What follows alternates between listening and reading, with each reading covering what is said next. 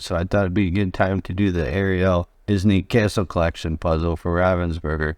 You have Ariel here with all that red hair. That'll be fun to do. She's holding her dingle hopper, otherwise known as a fork. Yeah, this really nice castle here. A lot of yellow and greens. We have a lot of blues. There's no real rooms like a bedroom or kitchen or the dungeon like the other ones have. They're just kind of scenes. Nice little rooms to hang out in. We have a lot of spires. Down here we have our gates. And then up here behind the castle we have our tail. That might be a little tough. But I think the hardest part of this puzzle is going to be down here in this area. It's really dark. A lot of dark green and dark blue. Almost black down in here.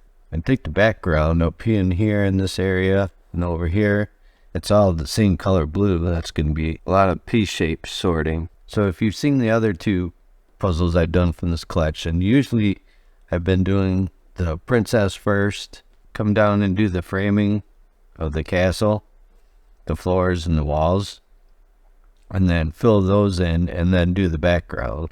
I think this one we're going to try something different. I think we're going to do the castle first and then do the princess, and then we'll do the background, and then lastly we'll do this down here since it's so dark.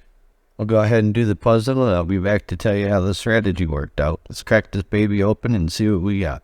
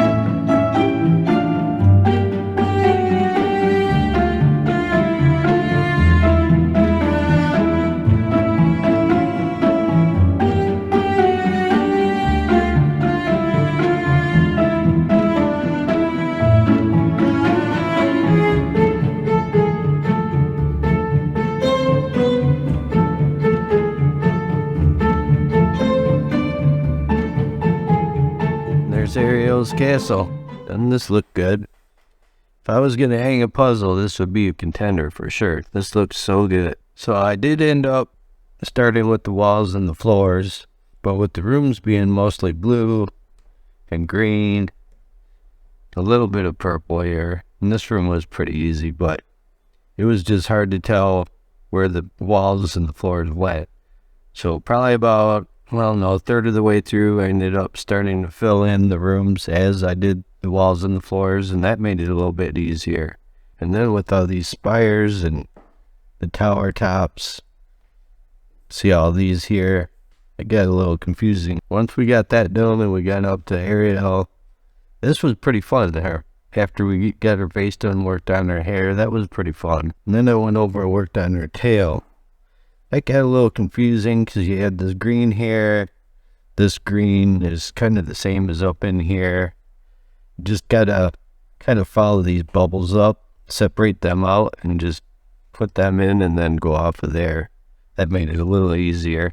And then down here with this post here and this one, and these down here, and these gates over here, and the shell, and the top of this rock, they all kind of look the same, so it's kind of a little confusing what went where. This over here was okay. Just look for your pieces with the little blue lines going through it. And then when we got down here, I ended up finding all the bubble pieces over here, right there, and just kind of making those lines and then connecting these over here. But all this down in here, this was pretty rough. It's really dark. Then of course when we got up to the sides up in here with all this dark blue, it actually wasn't as hard as I thought it would be, because there's only really 2 rows right there, maybe 2 rows right in there, and only a couple pieces up there, so it's not as bad as it looks.